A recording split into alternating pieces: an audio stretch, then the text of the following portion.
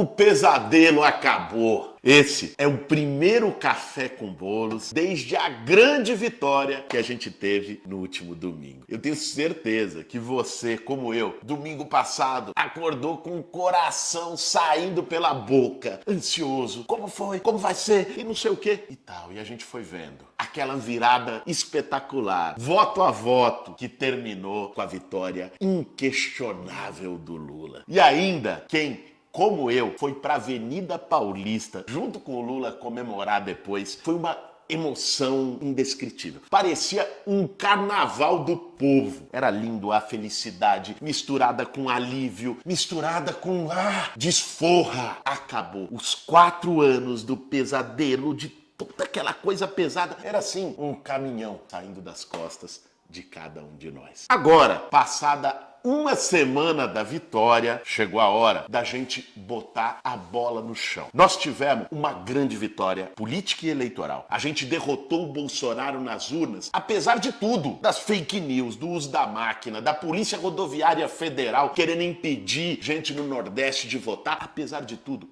a gente ganhou. Mas isso não significa que a gente não tem novas batalhas pela frente. Inclusive, essa semana, os atos golpistas, os bloqueios de rodovia pelos bolsonaristas já mostrou que nós ainda temos muito trabalho. E esse vai ser o tema de hoje do nosso Café com Bolos. E aí, tem tempo para um cafezinho?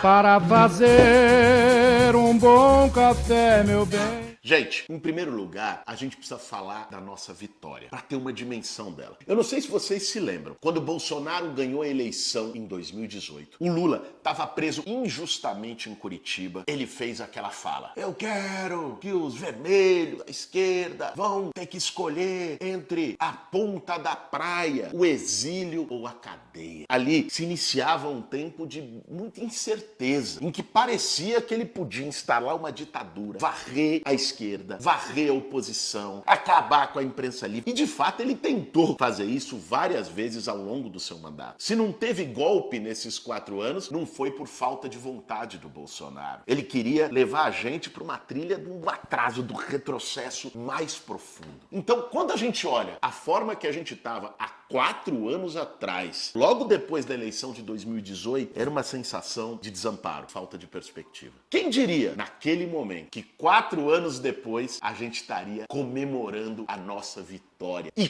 com o Lula, com seus processos anulados, a maior liderança política popular da história desse país, voltando ao Palácio do Planalto pela porta da frente, fazendo Bolsonaro sair pela porta dos fundos. Já tá falando até em viajar para fora do país para poder não ter que passar a faixa. Ou seja, o tamanho dessa vitória, da virada de jogo num período de 4 anos, foi muito grande. E a gente precisa, além de comemorar, valorizar, entender a importância histórica que foi o resultado do último domingo. Você sabe, Galo, que passa um filme na nossa cabeça. Domingo passado eu tava lá com o Lula em cima do caminhão de som na Avenida Paulista. E era aquele clima de alívio, de felicidade, de festa, de esperança das pessoas. E 2 dias depois da eleição de 2018, eu também tava num caminhão de som na Avenida Paulista, convocando a resistência ao Bolsonaro. Não sei se você lembra desse ato, mas foi muito bonito, porque terminou com o pessoal dando as mãos. Ninguém vai se render, todo mundo gritando. Aquele momento era um clima de medo e a gente tentando organizar a turma fala: não, a gente não pode ficar embaixo da cama, nós precisamos resistir. E eu tava em outro caminhão de som, alguns meses antes, em abril de 2018, lá em São Bernardo do Campo, quando o Lula foi preso.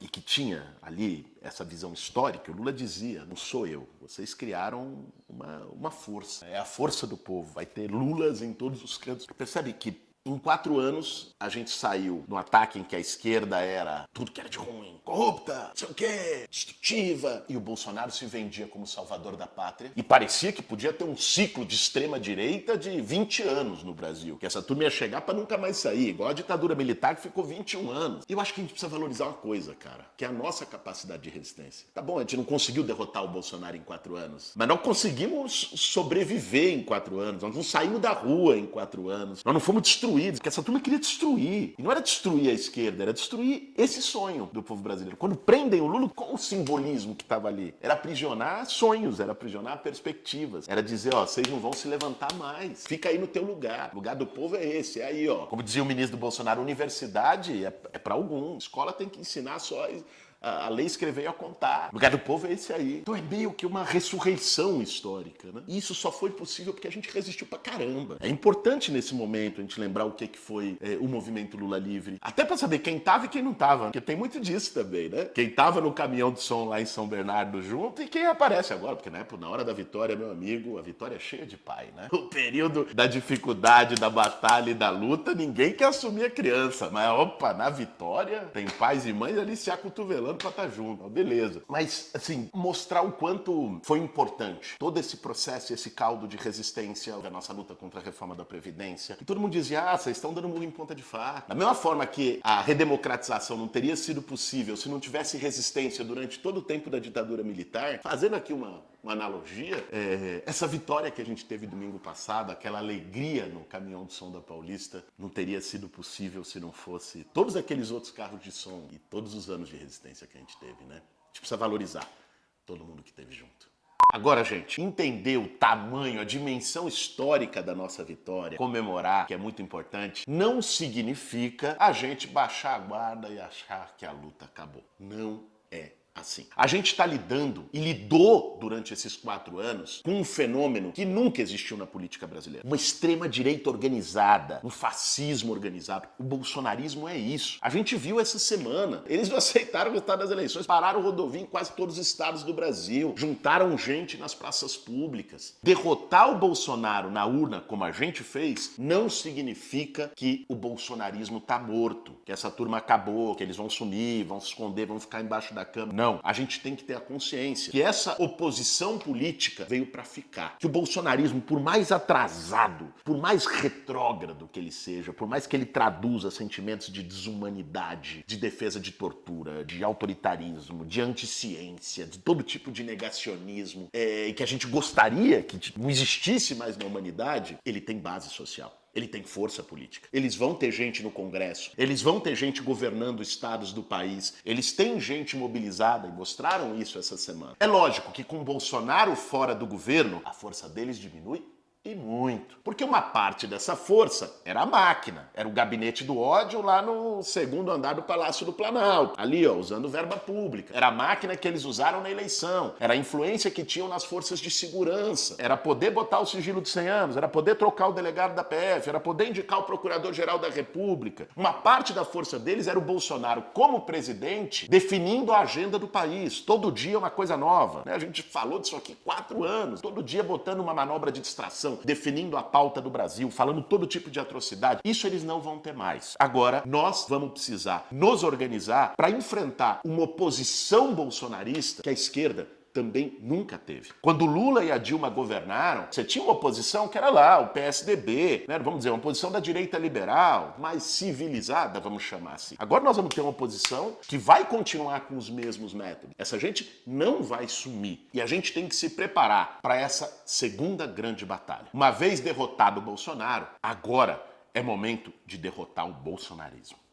Porque, professor, assim, o bolsonarismo, ele é uma coisa que existia, inclusive, antes do Bolsonaro. Estava na cultura política brasileira, que é uma cultura, inclusive, tem muito autoritarismo, é da Casa Grande, vem daí, certo? Sempre teve gente preconceituosa, racista, machista, homofóbica, gente que acha que bandido bom é bandido morto, que acha que direitos humanos é para humanos direitos, que defende tortura, que defende ditadura militar. Isso sempre existiu antes do Bolsonaro no Brasil. O Bolsonaro, o que ele fez foi dar uma forma e um discurso para isso. E ele legitimou isso na sociedade. Antes, quem pensava que tem que torturar mesmo, tem que matar, às vezes tinha um pouco de receio de dizer isso publicamente. Era mal recebido. O Bolsonaro normalizou, deu um salvo-conduto. E aí ele inaugurou o bolsonarismo. E o bolsonarismo tem base na sociedade. Os caras tiveram 58 milhões de votos. Não que todos sejam bolsonaristas, lógico. Você teve aí muita gente que votou por várias outras razões. Mas eles têm uma base de milhões de pessoas organizadas. Essa turma vai seguir, vai continuar. Pega o Trump nos Estados Unidos. Embora seja outro fenômeno. Trump perdeu a eleição, os trumpistas continuaram organizados. Não foi só o Capitólio. Continuam organizados. Continuam organizados, inclusive com chance de ganhar a eleição nos Estados Unidos daqui a 3 anos. A gente vai ter que se organizar de uma forma, entender que essa oposição, essa turma é diferente, veio para ficar. Aqueles que sonham, vai voltar a polarização PT-PSDB. Esquece, né? A polarização é com o bolsonarismo e vai continuar sendo. A direita liberal saiu destroçada, foi a grande derrotada dessa eleição. Olha as bancadas no Congresso. O PSOL com a Rede tem uma bancada maior que a do PSDB, a menor bancada do PSDB da história. Né? Essa turma a direita liberal perdeu espaço, foi corroída, comida pelo bolsonarismo. A oposição, o enfrentamento, a disputa daqui para diante é com o bolsonarismo, mesmo sem Bolsonaro no governo. E aí, pessoal, a gente vai ter 3 grandes tarefas nesse enfrentamento. A primeira é de mobilização. Nós vamos ter uma oposição mobilizada do lado de lá. Isso já ficou claro. Nós não podemos achar, ganhamos uma eleição, agora tal, é só governar. Não, nós vamos ter que traduzir a nossa vitória política em mobilização na sociedade brasileira. O papel que os movimentos sociais vão ter no próximo período vai ser essencial para fazer o contraponto a esse bolsonarismo arraigado que vai continuar atuando não só no Congresso Nacional, mas também nas ruas. O nosso lado precisa estar mobilizado. A gente já viu, alguns anos atrás no Brasil, o que acontece quando a esquerda sai da rua e a direita vai pra rua. Nós já vimos. Não deu em coisa boa. Deu nisso que nós vencemos agora na eleição. Nós precisamos ter as ruas também como palco de fazer política. Isso é muito importante. A política do bolsonarismo também é mobilizada. Se a gente não for capaz de mobilizar o nosso lado, para além de votar como foi e nós ganhamos a eleição, mas para defender aquilo que venceu nas urnas, defender as nossas pautas, os nossos projetos, eles crescem mais e mais. Então, trabalho de base, mobilização e atuação dos movimentos sociais vai ser um eixo decisivo para a derrota do bolsonarismo. A segunda tarefa é a disputa cultural. Todo mundo ouviu nos últimos anos os bolsonaristas falarem em guerra cultural, e é preciso dizer, eles fizeram a disputa cultural. Aliás, foi só o que o Bolsonaro fez no governo. O Bolsonaro terceirizou a tarefa de governar, uma hora para o Guedes, outra hora para o Arthur Lira, com orçamento secreto e por aí vai, e ele se dedicou a organizar ideologicamente, culturalmente o campo dele. Ele foi mais um guru cultural do que um presidente da República. Organizou o time, organizou a tropa. Nós vamos precisar fazer essa disputa. Como disse o Pepe Mujica há alguns anos, e eu acho que isso permanece muito atual, ele falou, nós formamos a esquerda, o primeiro ciclo progressista da esquerda formou consumidores. Ou seja, melhorou a vida das pessoas, colocou milhões de pessoas com capacidade de consumo, de comer melhor, de ter uma casa, de ter um carro, de ter coisas que nunca tinha tido, do churrasquinho, a picanha no fim de semana, com cerveja, tudo isso. Mas houve uma falha para formar cidadão. Foi a frase do Mujica. Nós formamos consumidores, mas não formamos cidadãos. O que quer dizer isso? Faltou uma disputa cultural e de valores na sociedade brasileira. Que o bolsonarismo veio e fez. E às vezes ganhou da gente por WO, porque a gente não estava em campo nessa disputa. Disputa de valores não é doutrinação ideológica. Antes que venha o bolsonarismo dizer que olha aqui, o Boulos está defendendo doutrinação comunista nas escolas. Não. Disputa de valores é a gente, através das nossas próprias políticas, da nossa atuação, de um governo progressista, questionar qual sociedade a gente quer. Se a gente quer a sociedade do individualismo, do cada um por si, em que é normal ter gente jogada na rua e você fecha o vidro e vai embora, ou se a gente quer uma sociedade que tem a solidariedade como princípio norteador e organizador. Se a gente quer a sociedade do consumo exacerbado, que você atropela, passa por cima do outro para poder ter o que você quer, ou se a gente quer ter uma sociedade com valores mais coletivos, de convivência. Essa disputa cultural, ela é essencial para que a gente derrote a influência do bolsonarismo. Eles conseguiram botar os valores individualistas, consumistas, de uma falsa meritocracia e na vida política do país de maneira muito forte. Nosso papel agora fazer essa disputa, usar os meios e os mecanismos que a gente tem para fazer uma disputa de que sociedade a gente quer, para disputar culturalmente, disputar valores na sociedade brasileira. Sem isso, o bolsonarismo vai permanecer muito forte e influente. Não só nas redes sociais, na cabeça das pessoas. Isso me faz pensar uma coisa, Galo. A Natália, companheira, se formou em Direito. E ela começou a estudar aqui na Anhanguera do Campo Limpo. Prounista. Se formou ano passado pelo ProUni. E ela viveu como estudante de Direito tanto o golpe contra Dilma quanto depois a eleição do Bolsonaro. Cara, 90% da sala dela era prounista ou tinha a Bolsa do Fiéis. E 90% da sala dela apoiou o golpe e apoiou a eleição do Bolsonaro em 18. Nós estamos falando de pessoas que receberam benefício das políticas sociais, mas que não houve uma disputa do sentido desse benefício. Conseguiu se formar e entrar numa universidade por uma política social feita pelo governo do PT, do Lula, da Dilma. Mas isso, como não veio junto essa disputa cultural da nossa parte, isso foi interpretado, às vezes, por aquelas próprias pessoas beneficiárias, como não, isso é o meu mérito. Fiz isso porque eu batalhei, porque eu trabalhei. Se não tivesse ProUni, FIES, ampliação da universidade, podia batalhar a vida que fosse, que você não ia entrar lá. Essa é a falácia da meritocracia. Mas como eles ganharam no discurso, na interpretação da realidade, isso que eu estou chamando da disputa de valores, eles levaram a consciência das pessoas. E nós não entramos nessa disputa. Achou que bastava. Basta fazer o ProUni, que as pessoas vão reconhecer. Não, não é assim. Este é o momento da disputa cultural.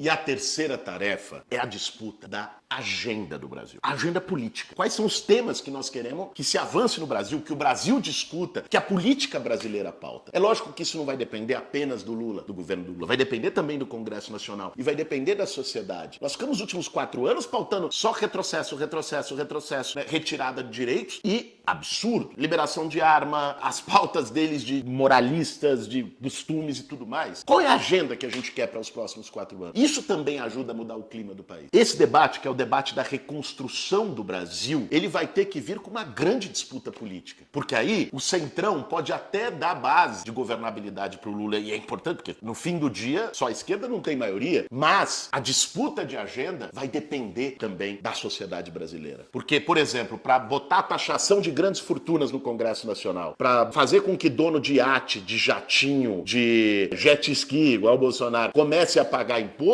essa pauta hoje nós não temos maioria. Como a gente fazer e criar um movimento para botar um novo programa de moradia no país, para botar o combate à fome no grande centro do Brasil no ano que vem, uma política de cozinhas solidárias, como a gente vai propor no nosso mandato e vamos propor um novo programa de moradia. Tudo isso vai depender de mobilização da sociedade, da nossa atuação parlamentar, da atuação do Lula na presidência, mas botar as agendas populares no centro do debate é essencial. E esse vai ser um dos meus papéis na Câmara dos Deputados. Mas nós vamos ter que disputar isso na sociedade inteira. Eu não tenho dúvida que essa é a vontade do Lula. Esse, inclusive, foi o programa de governo eleito por mais de 60 milhões de brasileiros no último domingo. Mas, para que a gente consiga realizá-lo e ir derrotando a agenda do governo Bolsonaro, vai ser preciso também muito esforço, muito empenho coletivo, envolvendo o movimento social, envolvendo o debate nas redes sociais, pressão pública, que depende de cada um de vocês, de cada um de nós. Ou seja, gente, muito trabalho pela frente. Vencemos uma batalha, tiramos o Bolsonaro do caminho, ufa! Mas agora nós temos outras batalhas para travar e contamos com vocês em todas elas. Esse foi mais um Café com Bolo. Para fazer um bom café, meu bem.